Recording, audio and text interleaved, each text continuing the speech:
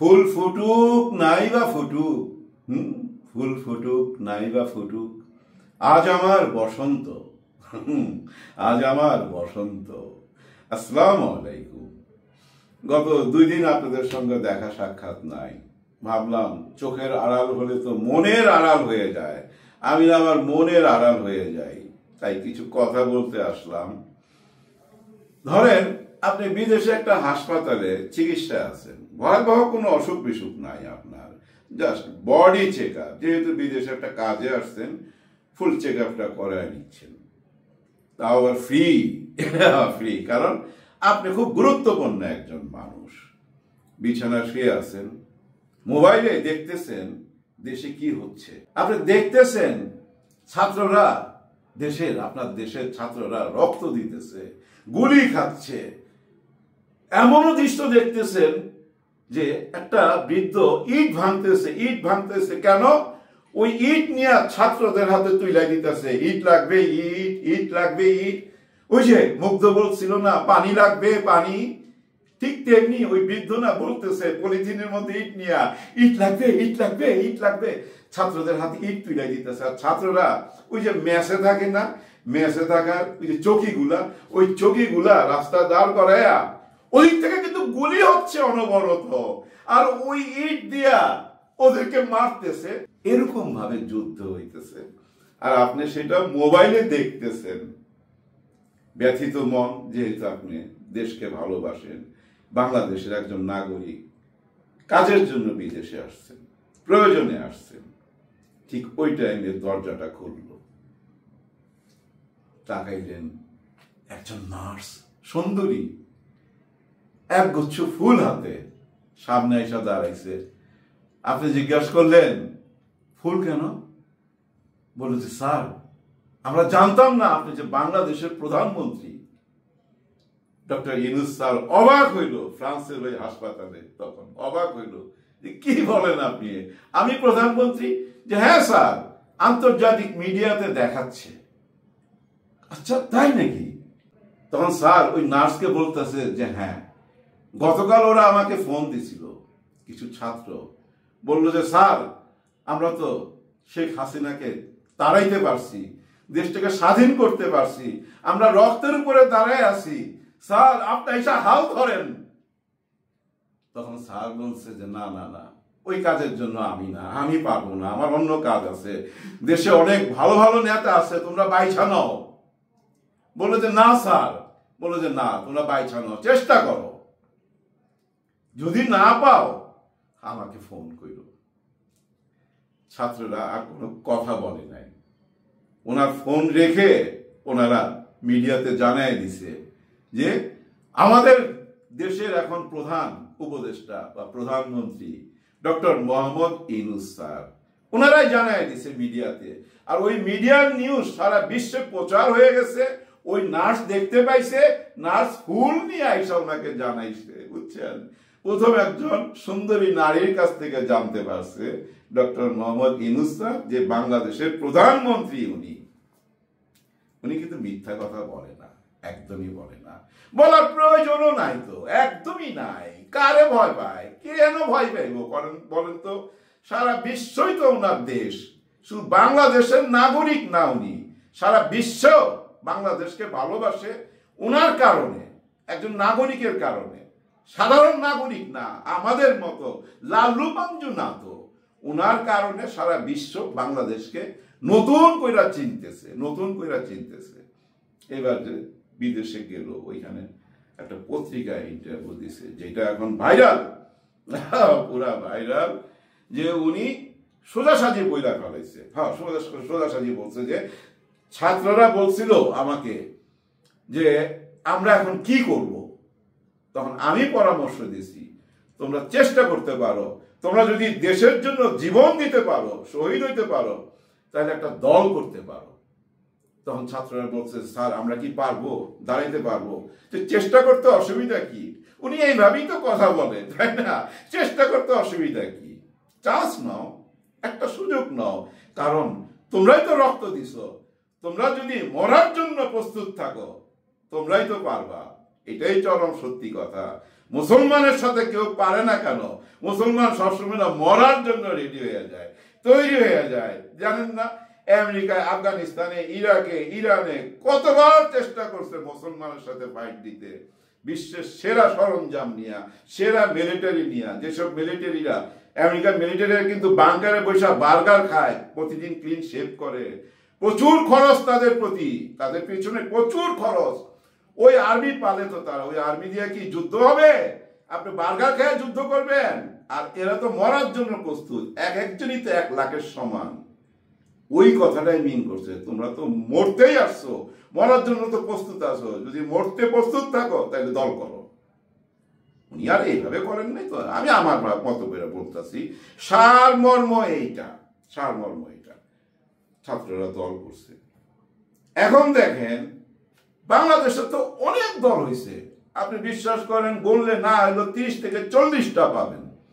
এর মধ্যে একটা দল করছিল না একজন কর্নেল, ওনার যেন কি নাম, এরকম মোষ, আরে বাপরে বাপ, খানদানি মোষ, মাথায় একটু চুল কম, কাকরাইলে কোথায় যেন ওনার একটা মার্কেট আছে, 10 কোটি টাকা ঋণে আছে। তারেক রহমানের সাথে কথা বলতেছিল, হ্যাঁ, যে আমি তারেক সাহেব জিজ্ঞেস করতেছিল যে আপনি তো আমার বাবার বন্ধু, আপনি কেন এরকম করলেন? মানে উনি অন্য দলে চলে গেছে, সরকারি দলে চলে গেছে, ওই যে ভুয়া নির্বাচনের সাথে মিলা গেছে, ভুয়া নির্বাচনের সাথে। টেলিফোন ভয়েস আছে ওনার, আমার 10 কোটি টাকা ঋণ ছিল তো, মানে ওই টাকাটা পাওয়া গেছে, দেশের সাথে বেইমানি কইরা ফেলাইছে, টাকার কাছে বেইমানি হচ্ছে, বারবার হচ্ছে। গত 53 বছর যাবৎ আমরা বারবার বিক্রি হইতেছি, বারবার বিক্রি হইতে হইতে এমন জায়গায় আইছি, এখন তো মাসি হয়ে গেছি, এখন আর কেউ ডাকবে না, বিক্রি হওয়া মানুষকে আর কেউ ডাকবে না। দিন বদলাইছে, দিন বদলাইছে। দেখেন না কিভাবে দাবাত চাল দিচ্ছে। খেলতে পারবেন ডক্টর মোহাম্মদ ইউনূস স্যারের সাথে? পারবেন না তো, চ্যালেঞ্জ আমার, আপনারা পারবেন না, কেউ খেলা পারবেন না। দেখেন নাগরিক কমিটি, জাতীয় নাগরিক কমিটি, ওই যে বলতেছিলাম অনেক দল হয়েছে বাংলাদেশে, ওই যে মুচ্ছুওয়ালার কথায় চলে গেলাম, ওনার চেহারাটা চোখে ভাসতেছে, নামটা কেন যেন আমার মনে আসতেছে না। যাই হোক, এই যে দলের মিছিল, এগুলা নিয়ে আমরা আলোচনা করি। আপনি নিজেরই নিজে জিজ্ঞাসা করেন তো, কয়টা দলের নাম বলতে পারবেন? আমি তো 5-6টার বেশি বলতে পারবো না। কিন্তু এই মুহূর্তে জনগণকে জিজ্ঞাসা করেন জাতীয় নাগরিক কমিটি কাদের, বলবে জওয়ান ছেলেদের, যুবকদের, ছাত্রদের, এটা বলবেই। অনেক বুদ্ধিজীবী সামনে আইসা বলতেছে, পিছনে দেখবেন বই বই, এই যে আমার মতো এখানে বই, এগুলো কিন্তু আমার বই না, আমার ছেলের বই, আমি পড়তে পারি না, আমার চোখে প্রবলেম, কারণ এই জন্যই সানগ্লাস লাগাই। অনেকে মন্তব্য করেন না যে রাতের বেলাও সানগ্লাস, চোখ নাই মনে করেন। যাই হোক, এই ছাত্ররা যে দল করতেছে, এটা এত পাবলিসিটি হয়েছে, হইতে হইতে যায় আন্তর্জাতিক স্বীকৃতি পাওয়া যাইতেছে। কারণ ডক্টর মোহাম্মদ ইউনূস স্যার আন্তর্জাতিক মিডিয়ায় এমন সময়ে কথাটা বলছেন যখন ওনার হানিমুন শেষ হয়েছে। হানিমুন বলতে গত 5 মাস আমরা ধৈর্য নিব, বর্তমান সরকার হানিমুনে ছিলেন, এখন মুখ খুলছে, মানে মাঠে নামছে, বইলা ফালাইছে। হ্যাঁ, ছাত্ররা দল করতে চাইছিল, আমি ওনাদেরকে বলছি তোমরা যদি মরতে চাও তাহলে দল করতে পারো। আর দল করার প্রয়োজনটা কি, আমার অনেক কন্টেন্টে আমি আলাপ করছি, আপনাদেরকে আবার বলি, এই ছাত্ররা যদি দল না করে ওদের কপালে দুঃখ নেমে আসবে, ওদের পুরো পরিবারগুলো ধ্বংস হয়ে যাবে। এই ছাত্ররা এই পৃথিবীতে থাকতে পারবে না, এরা গুম খুন হয়ে যাবে, না হইলো বিচারের মাধ্যমে কিলিং হয়ে যাবে। কোন বিচার? যে বিচারের মাধ্যমে অনেক কিলিং হয়েছে এ দেশে, এটা আপনারা জানেন সবাই। ওইভাবে নতুন একটা আইন তৈরি কইরা, বুঝছেন, এদেরকে বিচারের আওতায় আইনা ফাঁসিতে ঝুলাই দিবে। কারণ ওরা বলবে যে তারা প্ল্যান প্রোগ্রাম কইরা বিদেশি টাকা পয়সা খায়া শেখ হাসিনারে তাড়াইছিল। শেখ হাসিনার পক্ষে বলার লোক তো এখন অনেক, এবং সরকার নিজেও চায় আওয়ামী লীগ আবার নির্বাচন করুক। বিশ্বাস করেন, সরকার নিজেও চায়। ওই যে বললাম গুটির চাল এক একটা দিবে, আপনারা না ধ্যাবড়ায় যাবেন, ধ্যাবড়ায় যাবেন। আগা মাথা খুঁজা পাবেন না। ওই যে অনেকে এসব বলেন না, সিনিয়র যারা, যে আমরা 50 বছর যাবৎ রাজনীতি করি, এইটার নাকি এটা তো না, ওনারা নিচেরটা মিন করে যে এইটার আগা মাথা এখনো চিনলাম না। তোমরা শুক্রে 8 দিনে আইসা সবকিছু ফালাই দিবা, উড়ে দিবা, ছিলা ফালাইবা, মানে অন্য কিছু মিন করে, মানে এইটাও করতে পারবা না বলে। আমার প্রশ্ন দেখেন, গত 18 বছর যাবৎ আপনারা সবাই ক্ষমতার বাইরে, জামাত ইসলাম বলেন, আওয়ামী লীগ বলেন, আওয়ামী লীগ তো না, বিএনপি এবং অন্য যারা আছেন সবাই কিন্তু বঞ্চিত দলের ক্ষমতার বাইরে আপনারা। কিন্তু আপনারা কি করছেন 18 বছর? নিশ্চয়ই রাজনীতি করে গেছেন, কিন্তু 18 বছর পর আইসা আপনাদেরকে কেন আবার বারবার দেখতেছি? যাদেরকে 18 বছর আগে দেখছি, 18 সাথে 12 যোগ দেন, যদি 12 বছরের একটা বালক শিশু, 12 বছরের শিশুর বয়সের সাথে 18 যোগ দিলে 30 হয়ে যায়। 30 বছর বয়সের নেতা কই আপনাদের? কেন সামনে দেখি না? আমরা এই 30 বছর, 25 বছর, 22 বছরের নেতা দেখতে পাচ্ছি নতুন দলে, জাতীয় নাগরিক কমিটিতে। আপনাদের মধ্যে কেন দেখতে পাচ্ছি না? বলেন, প্রশ্ন জবাব দেন। কেন তৈরি করেন নাই? আপনারা নিজেরাই সবসময় ক্ষমতা ভোগ করবেন, এটা কোনো কথা? নতুনদের জন্য রাস্তা ছাইড়া দিবেন না, নতুন তৈরি করবেন না। জামাত ইসলাম তো নতুন তৈরি করতেছে। আপনাদের ছাত্রদের মধ্যে সবাই আদু ভাই হয়ে গেছে। আপনাদের ছাত্রদের মধ্যে আদু ভাই থাকবে কেন? হ্যাঁ, আপনাদের ছাত্রদের মধ্যে আদু ভাই আছে যারা ছাত্রদেরকে লিড দিতেছে। কেন নতুন নতুন তৈরি করলেন না কেন? এখানেই তো পিছিয়ে গেছেন। দেখেন, ওই আবার গুটির চালে আসি, শেষ করতে হবে ভিডিও, বেশি কথা বলে ফেলতেছি। এবার যে গুটির চালটা দিচ্ছে, মানে দাবার গুটি, মাথায় রাখবেন, গুটি বলতে ওই গুটি না, কিন্তু দাবার গুটি। দাবাটা চাল দিছে যে হ্যাঁ, আওয়ামী লীগ রাজনীতি করতে পারবে, নির্বাচন করতে পারবে। 4টা শর্ত মাইনা নিতে হবে, 4টা। এই 4টা শর্ত, 3 আঙ্গুল দেখাইছি তো, হ্যাঁ, 4টা শর্ত। প্রথমটা সোজা, দ্বিতীয়টা সোজা, তৃতীয়টা সোজা, 4 নম্বরটা কঠিন। প্রথমটা হলো গিয়া, গত 16 বছর যে ভাওতাবাজি নির্বাচন করছেন, দিনের ভোট রাইতে করছেন, এই কাহিনীগুলা সবার সামনে বইলা মাপ চান, এটা বলছে, মাপ চাইতে হবে, 1 নম্বর। 2 নম্বর, মুজিববাদী আলোচনা বাদ দিতে হবে। সেই আলোচনাটা কি?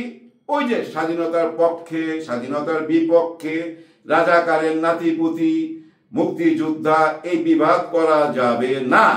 এই মুজিববাদী বয়ান বাদ দিতে হবে। এটা 2 নম্বর, সোজা বাদ দিবে যদি রাজনীতি করতে চায়। খারাপ কিছু তো না, তাই না? দেশকে ভালোবাসার কথা বলতেছে তো। হ্যাঁ, আপনার দলের নেতাকে আপনি ভালোবাসাচ্ছে, দেশকে ভালোবাসাটা আরো অনেক বড় ব্যাপার না? দেশের জন্যই তো আপনাদেরকে আমরা নির্বাচন করতে বলি, দেশের জন্যই তো আপনাদেরকে নেতা বানাই। তাহলে দেশের পক্ষে আসেন। পারিবারিক বন্ধনা বাদ।